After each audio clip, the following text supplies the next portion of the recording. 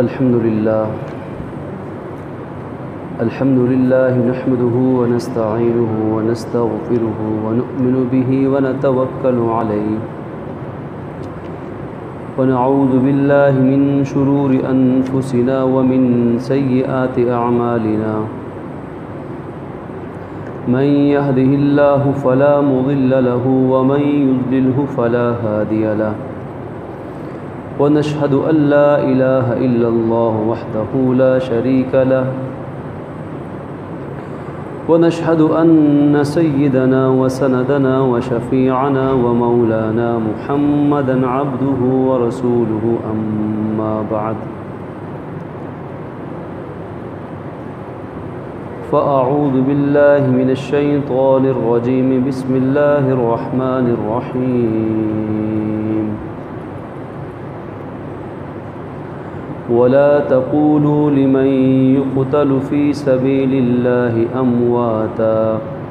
بل أحياء ولكن لا تشعرون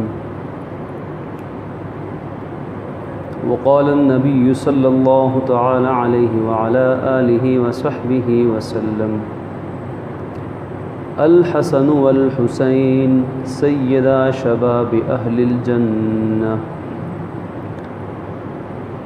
أو كما قال عليه الصلاة والسلام صدق الله العظيم وصدق رسوله النبي الكريم ونحن على ذلك من الشاهدين والشاكرين والحمد لله رب العالمين اللهم صل على سيدنا محمد وعلى آل سيدنا محمد وأصحاب سيدنا محمد وبارك وسلم عليه في أول كلامنا وأوسط كلامنا وآخر كلامنا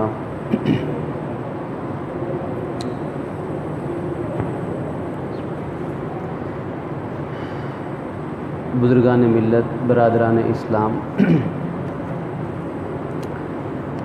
محرم الحرام کا مہینہ گزر رہا ہے اور قمری سال کا پہلا مہینہ جس کی اہمیت کئی لحاظ سے اسلامی تاریخ میں ہے۔ یہ مہینہ اگر یوں کہیے تو غلط نہ ہوگا کہ اسلامی قربانیوں کی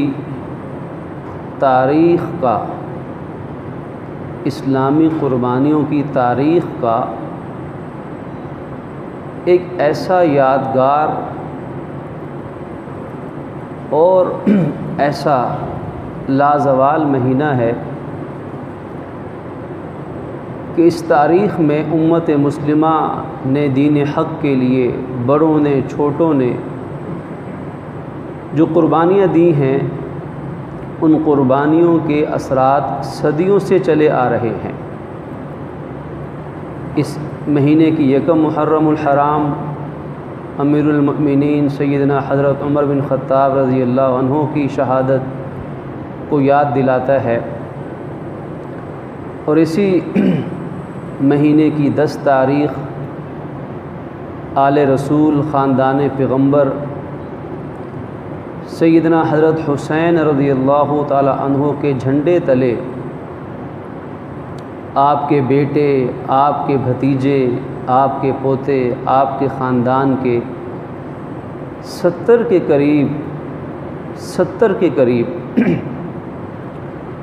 ایمان افروز اور نفوس قدسیہ پر مشتمل یہ جماعت شہادت کا جام پیتے دکھائی دیتی ہے۔ اور پھر وہ وقت آتا ہے کہ جب ہلاکو خان اور تاتاریوں کے حملے ہوتے ہیں، 16 لاکھ کے قریب امت مسلمہ صرف ایک بغداد کے شہر میں تہ و تیغ کر دی جاتی ہے، اور اس ظلم عظیم کا آغاز بھی اسی محرم کے مہینے میں ہوتا ہے۔ 16 لاکھ کے قریب امت مسلمہ کے سپوت اور اہل ایمان ذبح کر دیے جاتے ہیں۔ اگر ہم دیکھیں تو یہ محرم کا مہینہ ایک قربانیوں کی داستان کا خلاصہ ہے۔ قربانیوں کی جو داستان، جو رنگین داستان، لہو لہو داستان، خوں خوں داستان جو ہے، اس قربانیوں کے فلک پر جو خون کے چھینٹے بے گناہ اور معصوموں کے پڑے ہوئے ہیں، جن کی خوشبوؤں سے، جن کے بے گناہ لہو کی خوشبو سے آج تک مہک جاری ہے، امت مسلمہ کے لیے اس میں بہت سارے سبق موجود ہیں، بہت سارے اس میں دروس موجود ہیں، عبرت کی بہت ساری باتیں موجود ہیں، اور ان زخموں کو یاد کرنے کا مقصد نہ مایوسی ہے، ان دکھوں کو یاد کرنے کا مقصد نہ محض محفل آرائی ہے، اور ان سانحات عظیمہ کو ذکر کرنے کا مقصد نہ اپنے زخموں پہ نمک پاشی ہے، بلکہ انہیں یاد کرنے کا مقصد یہ ہے کہ ان کی قربانیاں ہماری زبانوں اور ہمارے کانوں میں زندہ رہیں۔ شہید تو ویسے بھی زندہ ہے، وَلَا تَقُولُوا لِمَن يُقْتَلُ فِي سَبِيلِ اللَّهِ أَمْوَاتٌ، کہ جو اللہ کی راہ میں قتل کر دیا جائے، شہید کر دیا جائے، اسے مردہ ہی مت کہو۔ مردہ کہنے کی بھی ممانعت ہے، اسے مردہ سمجھو بھی مت، نہ زبان سے کہو کہ مر گیا، نہ دل میں سمجھو کہ فنا ہو گیا۔ شہید کی موت تو حیات جاوداں کا پیغام ہے، ہمیشہ کی ابدی زندگی کا پیغام، اور اس کا عنوان شہادت ہے، اور امت مسلمہ شہادتوں پر آنسو نہیں بہایا کرتی، بلکہ امت مسلمہ کی تاریخ یہ رہی ہے کہ شہادتوں پر سب سے پہلے تو شہیدوں کو خراج تحسین پیش کیا جاتا ہے، شہداء کو داد تحسین دیا جاتا ہے، اور پھر ان کی ان قربانیوں سے سبق سیکھ کر انہی کے راستوں پر چلتے ہوئے حق کی خاطر اور اللہ اور اس کے رسول کے فرمان کی خاطر اور اسلام کی خاطر اور امت کے فلاح اور دفاع کی خاطر، جیسے انہوں نے اپنا لہو پیش کیا، اپنی گردنیں پیش کر دی، تو ان کا ذکر کرنے کا مقصد یہ ہوتا ہے کہ اسی جذبے کو اپنے اندر پیدا کرنے کی کوشش کی جائے، انہی کے راستے پر چلتے رہنے کا ایک تازہ عزم کیا جائے، ایک نیا ولولہ پیدا کیا جائے، کیونکہ شہید کی موت پر کف افسوس نہیں ملا جاتا، دکھ تو ہوتا ہے، دکھ تو انسانی بشری تقاضا ہے، اور جتنی عظیم ہستی پر جتنا زیادہ ظلم ہوگا، دکھ اتنا زیادہ انسان کو محسوس ہوگا، اور یہی وجہ ہے کہ یہ صحابہ کرام، یہ آل رسول، یہ اہل بیت رضی اللہ تعالی عنہم اجمعین، اللہ ان سب سے راضی ہو گیا۔ ہم یہ کہیں یا نہ کہیں، اللہ ان سب سے راضی ہو چکا۔ سلام اللہ علیہ مجمعین، اللہ نے ان سب پر سلامتیاں نازل فرما دی، کوئی کہے یا نہ کہے، وہ ہمارے کہنے یا سننے کے محتاج نہیں، اللہ نے ان کے حق میں رضا کے فیصلے بھی دے دیے،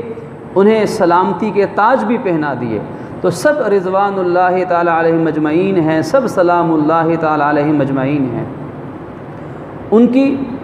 جتنی شخصیت بڑی ہوگی، اگر اس پہ ظلم ہوگا تو اس ظلم کا دکھ بھی اتنا زیادہ ہوگا۔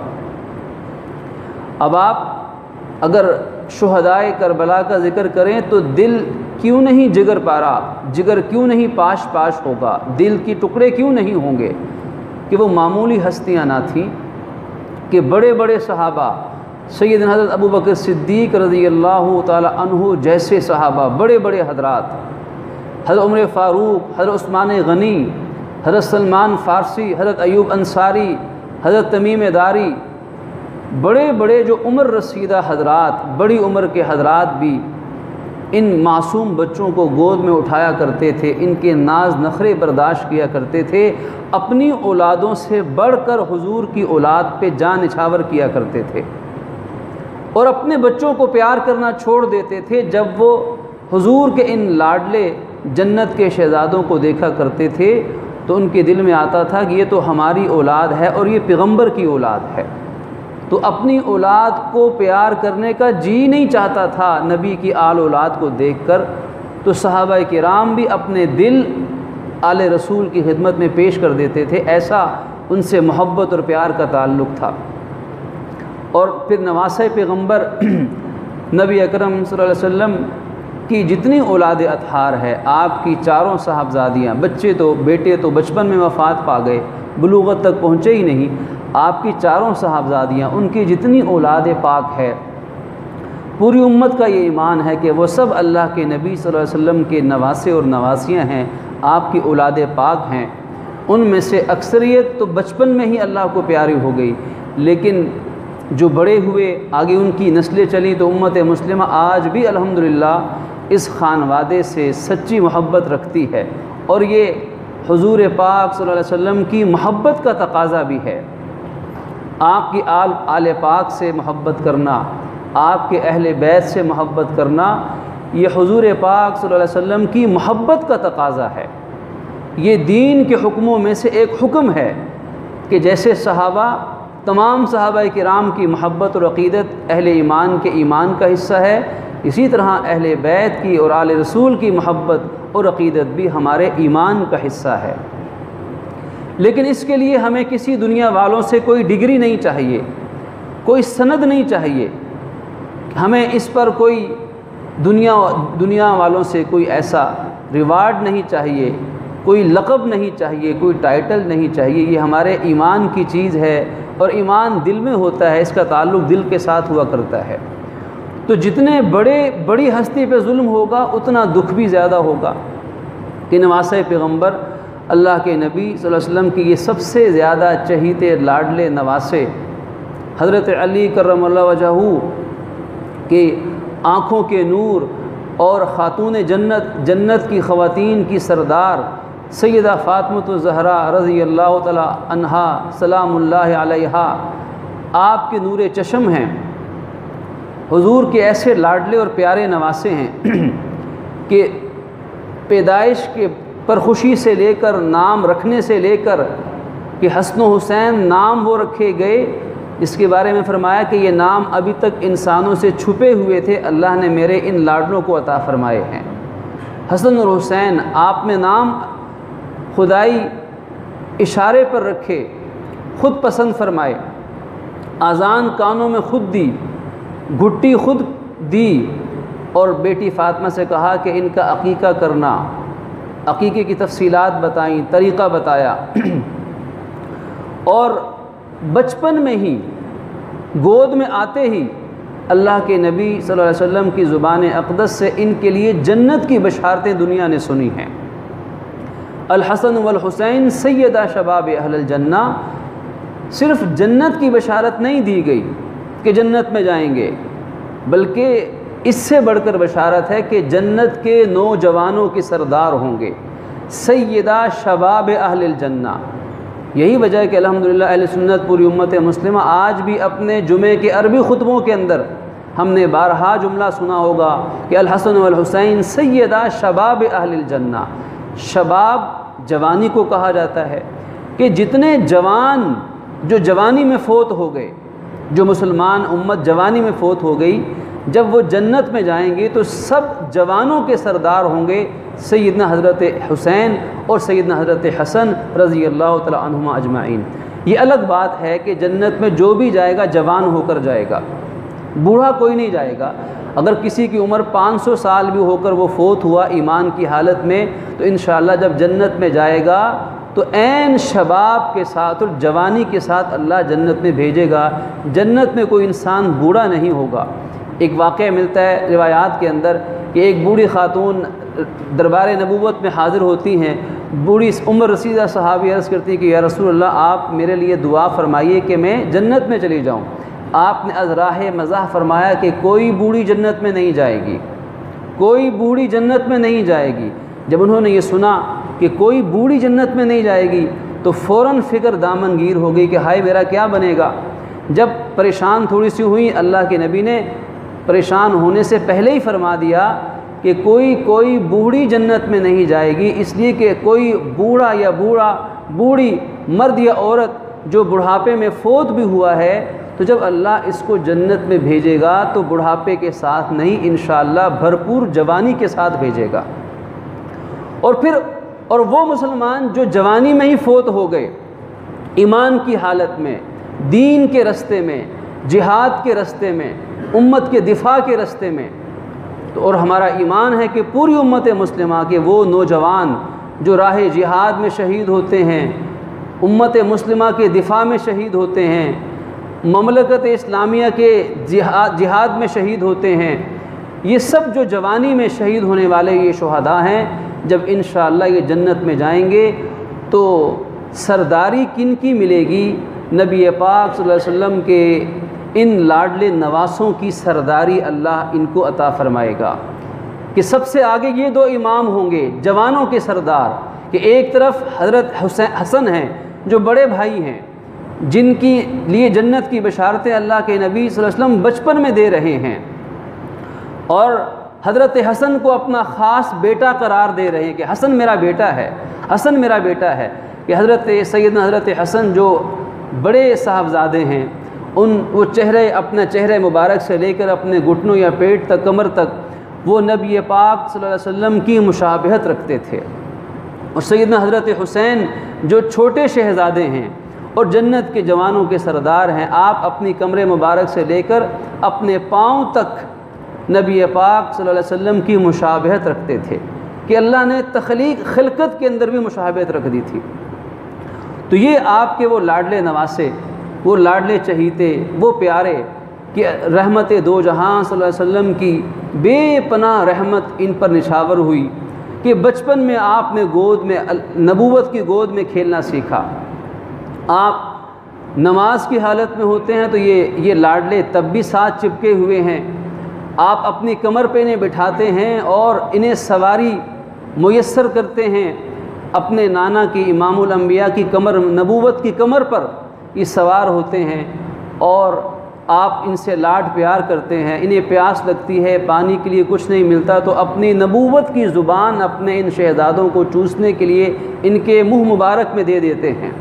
کہ نبوت کی وہ پاکیزہ دہن، وہ پاکیزہ لعاب، وہ دنیا کی سب سے زیادہ بہترین خوشبو اور معطر دہن وہ ان نواسوں کو نصیب ہو رہا ہے بچپن کے اندر۔ آپ خطبہ دیتے ہیں اور معصوم بچے چھوٹے گھٹنوں کے بل چلتے گرتے پڑتے نگاہ نبوت پڑتی ہے، آپ خطبہ چھوڑ دیتے ہیں، اور یہ بھی نہیں کسی سے کہا ہو کہ جو قریب بیٹھے ہو کہ جاؤ میرے ان نواسوں کو اٹھا کر لے کر آؤ، یہ گر نہ جائیں۔ رحمت دو جہاں سے رہا نہ گیا، خطبہ چھوڑ دیا، گفتگو چھوڑ دی، اور خود لوگوں میں سے راستہ بنا کر خود تشریف لے جاتے ہیں اور اپنے نواسوں کو اٹھا کر اپنے سینے میں نبوت سے لگا لیتے ہیں۔ کہ کیسی محبت تھی کہ انہیں دیکھے بغیر آپ کو چین نہ ملتا تھا، کہ کہیں سفر پر جانا ہوتا تو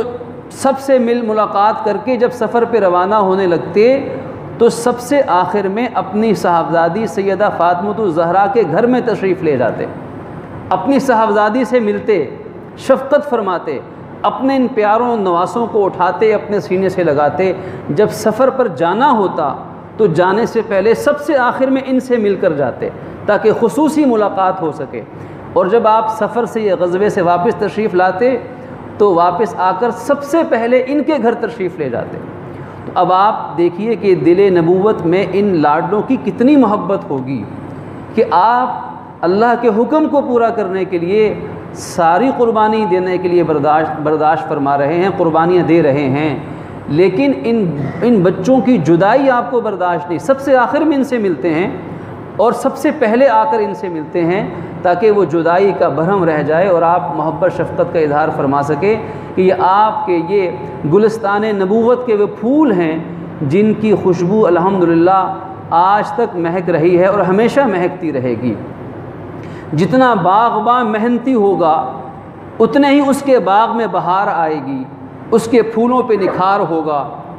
اس کی خوشبو اتنے ہی مہکے گی۔ تو اللہ کے نبی صلی اللہ علیہ وسلم کا لگایا ہوا گلستان اور آپ کا باغ، آپ کا چمنستان جس کے آپ خود باغباں ہیں، آپ خود باغباں ہیں، تو آپ کے باغ کے سب سے پیارے پھول حضرت حسن و حسین ہیں۔ اس لیے فرمایا کہ اے میرے رب دعا فرمائی۔ حضرت اسامہ بن زید حدیث روایت فرماتے ہیں کہ اللہ کے نبی صلی اللہ علیہ وسلم نے دعا مانگی کہ اے میرے رب، اے اللہ، میں ان دونوں سے محبت کرتا ہوں۔ محبت تو سب کے لیے تھی، لیکن خاص محبت، خاص دلی محبت، اے میرے رب میں ان دونوں سے محبت کرتا ہوں، تو بھی ان سے محبت فرما، اور جو ان سے محبت رکھے تو ان سے بھی محبت فرما۔ اور فرمایا کہ جو ان سے بغض رکھے تو اے میرے رب میں بھی اس سے بغض رکھتا ہوں اور تو بھی اس سے بغض رکھ۔ رب سے یہ دعا کر رہے ہیں کہ حضور کو آپ کو ان سے محبت تھی اور ان سے محبت کرنے والوں سے بھی محبت تھی، اور سب سے پہلے محبت فرمائی صحابہ کرام نے۔ دور صدیقی میں دیکھ لیجئے، دور فاروقی میں دیکھ لیجئے، یہ لڑکپن نوجوانی کا زمانہ ان دونوں شہزادوں کا۔ پھر دور عثمانی میں یہ دونوں شہزادے نوجوان ہو چکے تھے، اس وقت ان تین بڑے خلفاء کی محبت و شفقت دیکھ لیجئے، اور ہر بڑے صحابہ ان دونوں لاڈلوں سے محبت فرماتے، اپنی جان اور مال ان پہ نچھاور فرماتے۔ تو ایسے عظیم ہستیاں جن کو نبوت کا براہ راست خاص لاڈ اور پیار ملا ہو، اور چھوٹی عمر میں ہی جن کو اتنی بشارتیں مل گئی ہوں، لیکن سیدنا حضرت حسن رضی اللہ عنہ کو بھی زہر دے کے شہید کیا گیا۔ سیدنا حضرت حسین رضی اللہ عنہ بھی جام شہادت نوش کر گئے سن 61 ہجری کے اندر۔ اور آپ دیکھیے یہ شہادتوں کا ایک سلسلہ ہے کہ سیدنا حضرت عمر فاروق شہید ہوئے، سید حضرت عثمان غنی شہید کیے گئے، سیدنا حضرت علی المرتضیٰ کو شہید کیا گیا، اور پھر سیدنا حضرت حسن کو شہید کیا گیا۔ اور تاریخ اسلامی میں ایسے ایسے واقعات ہیں کہ ایک ایسا خفیہ ہاتھ بیچ میں کار فرما ہے، ایک ایسی گہری سازش چلی ہے ان زمانوں میں کہ جس سازش کے تانے بانے یہود اور مجوسیت سے ملتے ہیں، اسی سازش نے ہر دور میں امت مسلمہ پر وار کیا ہے۔ اور ان اسلامی تاریخ میں ایسے ایسے واقعات ملتے ہیں کہ یہ سازشیں اتنی گہری اور وسیع ہوا کرتی تھیں کہ ایک ہی وقت میں، ایک ہی فجر کے نماز میں سیدنا حضرت علی کرم اللہ وجہہ پر بھی حملہ ہوتا ہے اور وہ شہید ہو جاتے ہیں، سیدنا حضرت عمر ابن عاص پر بھی حملہ ہوتا ہے، لیکن چونکہ وہ نماز میں موجود نہ تھے، ان کی جگہ پہ ایک اور صحابی نماز پڑھا رہے تھے، وہ شہید ہو جاتے ہیں۔ سیدنا حضرت امیر معاویہ پر بھی اسی دن فجر کی نماز میں حملہ ہوتا ہے اور آپ شدید زخمی ہو جاتے ہیں۔ تو یہ کون سا بیچ میں ایسا سازشوں کا تانا بانا تھا جو امت مسلمہ کو آپس میں دست و گریباں بھی کرواتا رہا، اور اسلام کی ان عظیم ہستیوں کو ان پر ایسے اقدام قتل بھی ہوتے رہے، ان کی شہادتیں بھی ہوتی رہی۔ اللہ کے نبی صلی اللہ علیہ وسلم کی بشارتیں ان دونوں نواسوں کے بارے میں بچپن سے ہو چکی تھی۔ حضرت حسن کے بارے میں بشارت تھی کہ میرا یہ بیٹا سردار ہے، اور اللہ اس کے ذریعے سے میری امت کے دو گروہوں کے درمیان میں صلح کروا دے گا، اور آپ کے ذریعے وہ صلح ہوئی امت مسلمہ کے اندر۔ اور پھر سیدنا حضرت حسین رضی اللہ تعالی عنہ جو جرت کا نشان ہیں، کہ حسینیت کس چیز کا نام ہے؟ حسینیت ایک زندہ روح کا نام ہے، حسینیت ایک جرت اور شجاعت کا نام ہے، حسینیت ایک غیرت اور حمیت کا نام ہے، حسینیت حق پر فنا ہو جانے کا نام ہے، حسینیت اپنا تن من دھن سب کچھ حق پر وار دینے کا نام ہے۔ حسینیت اس چیز کا نام ہے کہ اپنی ذات کو بیچ میں سے نکال کر، اپنی ذات اور ذاتی مصلحت کو بیچ میں سے نکال کر حق کے لیے دیوانہ وار رخت سفر باندھ دینے کا نام ہے۔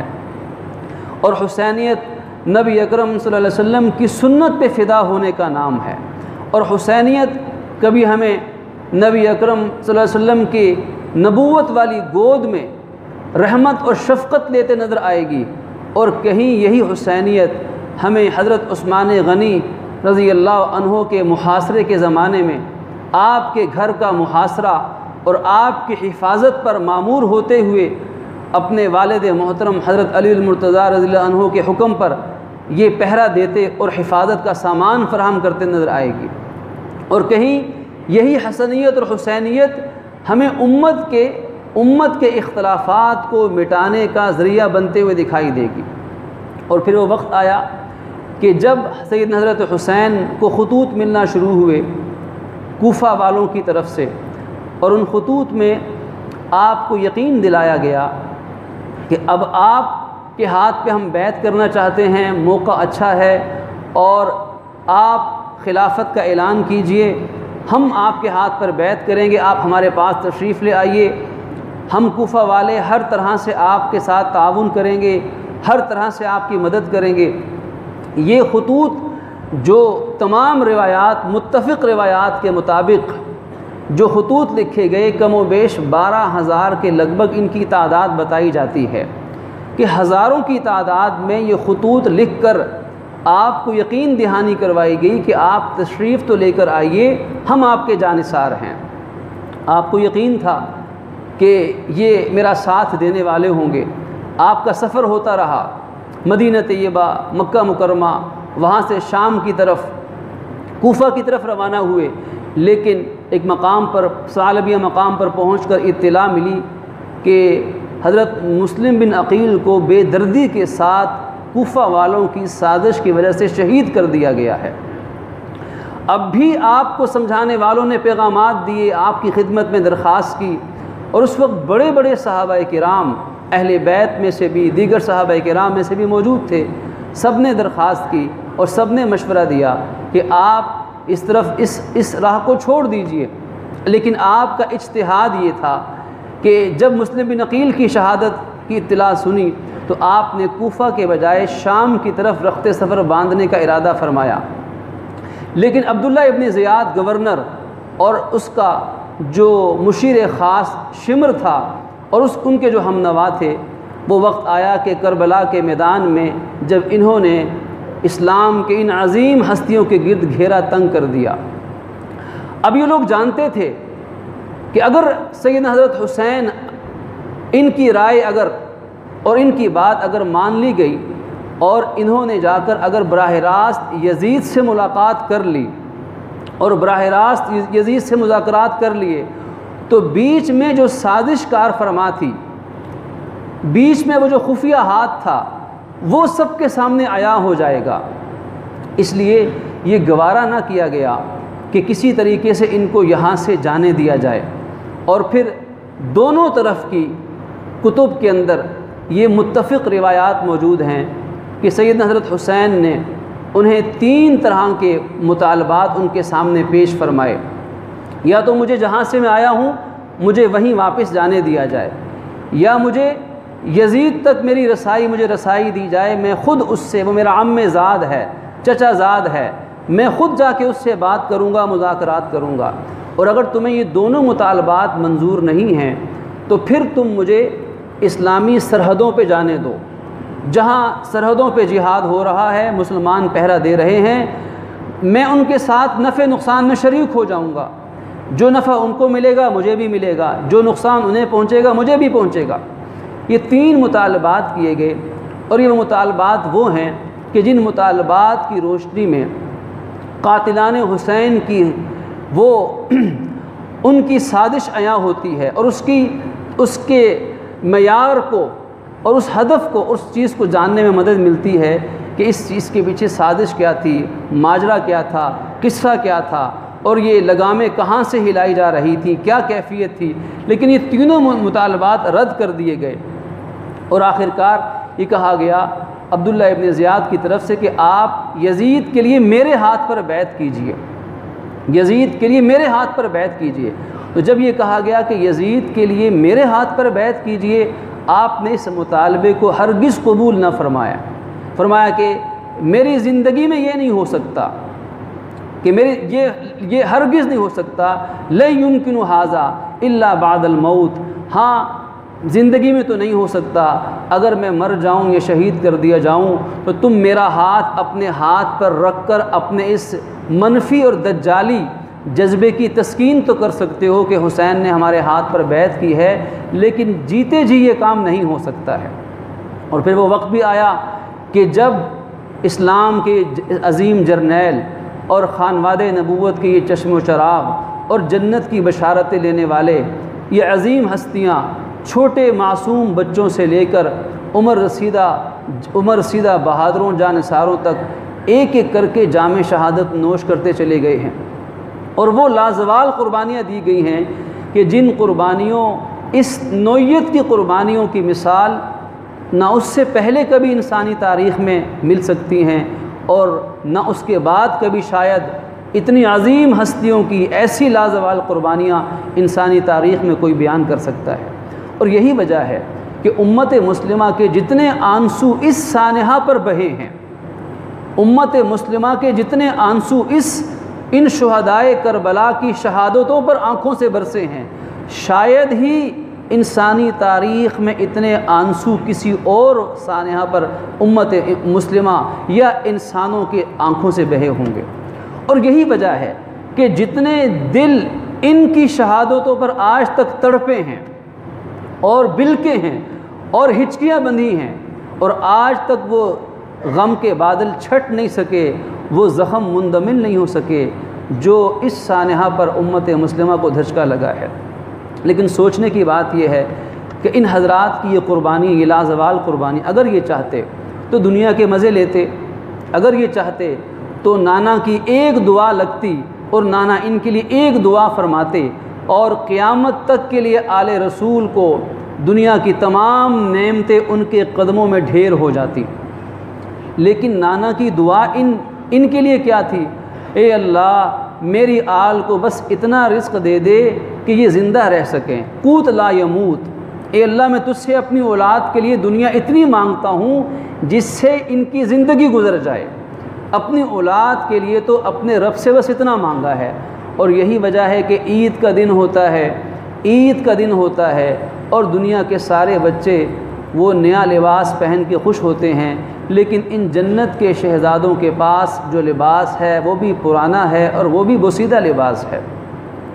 دنیا کے بچے نئی مرغن غذائیں کھاتے ہیں، لیکن یہاں حالت یہ ہے کہ پینے کے لیے پانی تک میسر نہیں آتا۔ شاید اللہ کی قدرت نے ان نواسوں کو بچپن سے ہی یہ تربیت دی تھی کہ آج بچپن میں ہی تم یہ پیاس برداشت کرنا سیکھو کہ کل کربلا کے میدان میں تمہارے قدم نہ ڈگمگائیں، کہ وہاں جو تم پر ظلم و ستم کے پہاڑ توڑے جانے ہیں، اللہ کے نبی کی پیشن گوئیاں پوری ہونی ہیں، اور جو بدبخت ہے اس نے اپنی بدبختی کا سامان جمع کر کے اپنے آپ کو جہنم کے ایندھن کے لیے تیار کرنا ہے تاکہ اس کا بھی کوئی سامان ہو سکے۔ اور امت مسلمہ کا اس میں کوئی اختلاف نہیں ہے کہ جن ظالموں نے ان کی شہادتوں میں عملاً حصہ لیا، ان کی بدبختی میں کسی کا کوئی اختلاف نہیں ہے کہ وہ دنیا کے بدبخت ترین انسان ہیں جنہوں نے ان معصوموں کے لہو سے اپنے ہاتھوں کو رنگین کیا ہے۔ دنیا میں بھی ان پر اللہ کی طرف سے عذاب اترا ہے، اور وہ ایک ایک کر کے قتل ہوئے ہیں اور ایک ایک کر کے دنیا کے سامنے عبرت کا نشان بنے ہیں۔ اور قرآن پاک اللہ تعالیٰ کی قدرت اور پکڑ کا اصول یہ بیان کرتا ہے کہ دنیا میں جو ہم عذاب دیتے ہیں یہ چھوٹا عذاب ہوتا ہے، اصل عذاب اور سزا تو آخرت میں ملنے والی ہے۔ تو جب دنیا کی سزا اتنی عبرتناک ہے، عبرتناک انجام ہے، تو آخرت کی سزا کا تو انسان اندازہ ہی نہیں لگا سکتا۔ لیکن یہ بڑوں کی شہادتیں، چاہے وہ صحابہ کرام ہوں، سیدنا عمر فاروق ہوں، حضرت عثمان غنی ہوں، علی المرتضیٰ ہوں، سیدنا حضرت حسن ہوں، حضرت حسین ہوں، یا اور شہدائے اسلام ہوں، اور آج تک کی جو شہادتیں امت مسلمہ دیتی چلی آ رہی ہے۔ آپ دیکھیے کہ افغانستان میں اپنے گھر کی حفاظت کے لیے کتنے لاکھوں مسلمانوں نے جام شہادت نوش کیا ہے۔ آپ دیکھیے فلسطین میں اپنے گھر کی حفاظت کے لیے، وہ تو ان کا گھر ہے، گھر کسے کہا جاتا ہے جہاں انسان خود رہتا ہے، جو باہر سے آئے وہ تو حملہ آور ہوتا ہے۔ اپنے گھر کی حفاظت کے لیے فلسطینیوں کی شہادتوں کی ایک تاریخ آج رقم ہو رہی ہے۔ اسی طرح دنیا کے مختلف خطوں میں، اور دور مت جائیے، کشمیر کی شہادتیں دیکھ لیجئے کہ وہاں مائیں، بہنیں، بیٹیاں، بچے، بوڑھے، جوان، امیر، غریب، چھوٹے بڑے،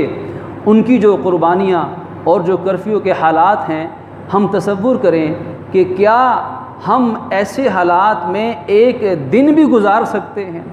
ایک لمحے کے لیے صرف سمجھنے کے لیے، اللہ نہ کرے خاکم بدہن اگر لاہور میں ایسی کیفیت ہو جائے کہ کرفیو لگ جائے، نہ بچوں کے سکول، نہ پڑھائی، نہ تعلیم، نہ کاروبار، نہ کھیتی باڑی، نہ کھانے کے لیے کچھ، نہ پینے کے لیے کچھ، جان بچانا مشکل ہو جائے اور ماؤں بہنوں کی عزتیں محفوظ نہ رہیں، تو بتائیے کہ کلیجہ کیسے حلق کو آئے گا، کیسے جان روح نکلنے کے قریب ہو جائے گی۔ تو ان حالات میں وہ مسلمان، ان کی عظمت کو سلام ہے۔ یہ وہی قافلہ حسینی کے کارواں کے لوگ ہیں، یہ وہی قافلہ فاروقی کے پیروکار ہیں، یہ وہی کاروان عثمانی کے پیروکار ہیں، یہ وہی ان شہداء کی تاریخ رقم کرنے والے یہ امت مسلمہ ہے کہ تیر برستے ہیں، گولیاں چلتی ہیں، لانچر چلتے ہیں، دھماکے ہوتے ہیں، گھسیٹا جاتا ہے، ماؤں بہنوں پہ انگلیاں اٹھتی ہیں، لیکن آفرین ہے ان مسلمانوں پر کہ نہ ایمان چھوڑتے ہیں، نہ کلمہ چھوڑتے ہیں، نہ قرآن چھوڑتے ہیں، نہ وہ پردہ نشین مائیں اور بہنیں اپنی حیا کو چھوڑتی ہیں، نہ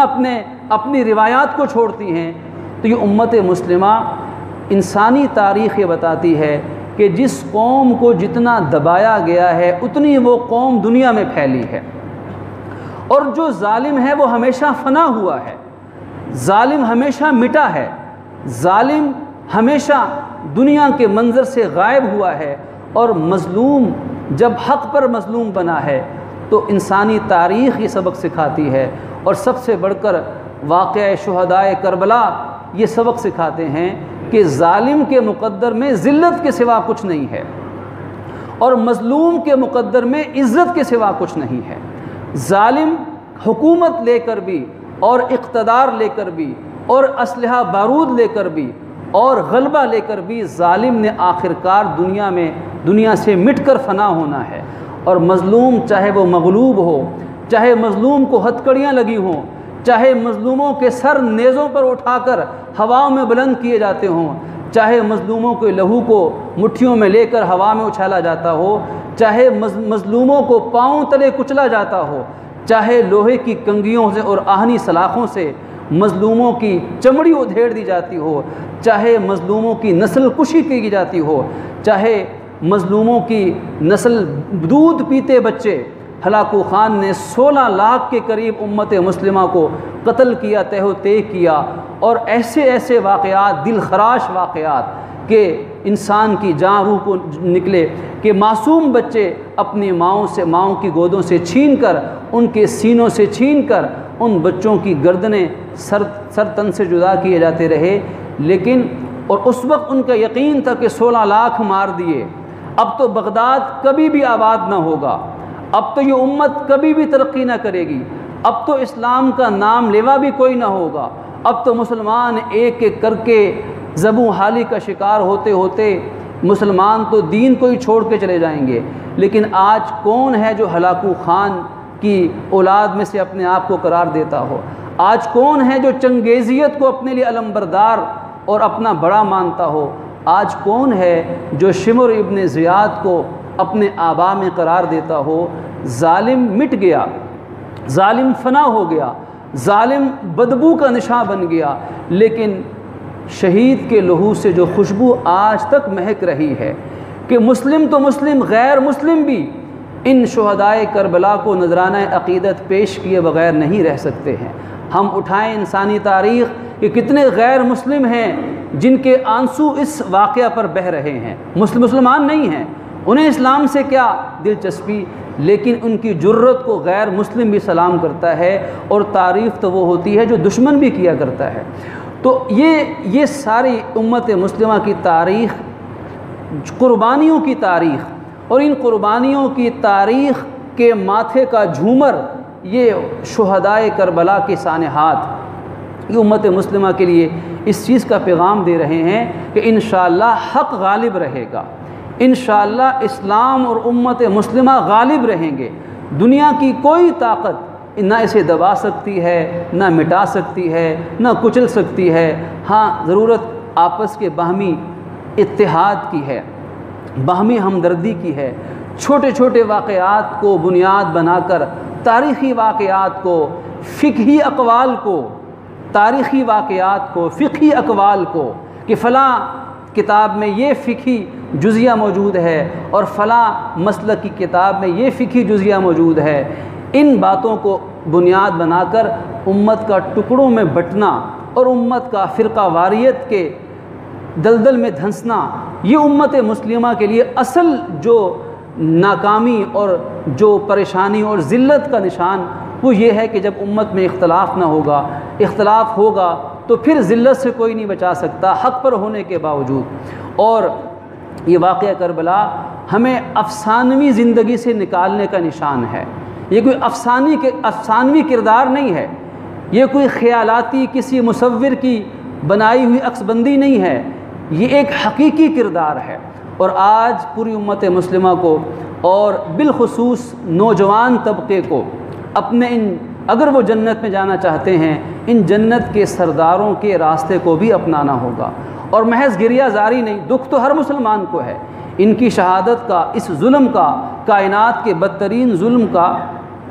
دکھ کس مسلمان کو نہیں ہوگا، دکھ ہر مسلمان کو ہے، لیکن محض افسانوی انداز کا دکھ قابل قبول نہیں ہے۔ اصل یہ ہے کہ اس حقیقی کائنات کی شجاعت کی مثال کو اپنے لیے مشعل راہ بنایا جائے، اور قرآن و حدیث کی روشنی میں اپنے اکابرین صحابہ اہل بیت کے حالات کو پڑھا جائے، اور ان سے دل و جان سے محبت کی جائے، دل و جان سے ان کا احترام کیا جائے، اور ان کی محبت میں اپنے آپ کو ایک بنا لیا جائے۔ یہ صحابہ کرام کی محبت، یہ اہل بیت کی محبت، ان بڑوں کی محبت اور عقیدت امت مسلمہ کو تو یکتائی دینے والی چیز ہے، امت مسلمہ کو توڑنے کا ذریعہ نہیں ہے۔ اگر بڑوں میں کبھی ناراضگی ہو بھی گئی ہے تو وہ بڑوں کا معاملہ ہے، وہ بڑوں کے سپرد کیا جائے، وہ رب کے سپرد کیا جائے۔ ان بڑوں نے تو ہمیشہ پیار محبت سکھایا ہے، اپنی جان دے دی ہے، لیکن انسانی اقدار اور اخلاق کی خلاف ورزی نہیں ہونے دی ہے۔ تو دعا ہے کہ پروردگار عالم ان تمام قربانیوں کو امت مسلمہ کے باہمی اتحاد کا ذریعہ بنائے، غلبے کا ذریعہ بنائے۔ ان قربانیوں سے جو لہو ٹپک رہا ہے آج تک صدیوں سے، اس مقدس لہو کی خوشبو اور برکت سے اللہ پوری دنیا کے مسلمانوں کو ہر میدان میں فتح و نصرت عطا فرمائے، اور پاکستان کے کشمیر کے مسائل کو حل فرمائیں۔ یہ محرم الحرام کا مہینہ، اس میں 9، 10 محرم یا 10، 11 محرم کا روزہ رکھنا نبی پاک صلی اللہ علیہ وسلم کی سنت ہے، آپ کی تعلیم ہے، اور آپ نے فرمایا تھا کہ اگر اللہ نے مجھے توفیق دی تو میں صرف 10 محرم کا روزہ نہیں رکھوں گا، بلکہ 10 کے ساتھ میں یا 9 محرم کا روزہ رکھوں گا یا 7، 11 کا روزہ رکھوں گا۔ یوم عاشورہ کی بڑی فضیلت ہے، اس دن صدقہ خیرات کی بھی اور اپنے گھر والوں پر خرچ کرنے کی بھی، لیکن سب سے بڑا کام ان بڑوں کی زندگیوں سے سبق لینا ہے۔ اور دوسرا کام جو عملی ہے کہ 9 اور 10 محرم کے 2 روزے رکھے جائیں یا 10 اور 11 کا روزہ رکھا جائے۔ اللہ پاک ہمیں توفیق عمل نصیب فرمائیں۔ وآخر دعوانا ان الحمدللہ رب العالمین۔ مزید اسلامک ویڈیوز کے لیے ہمارا یوٹیوب چینل فکر آخرت میڈیا اور فیس بک پیج کو لائک اور فالو کریں۔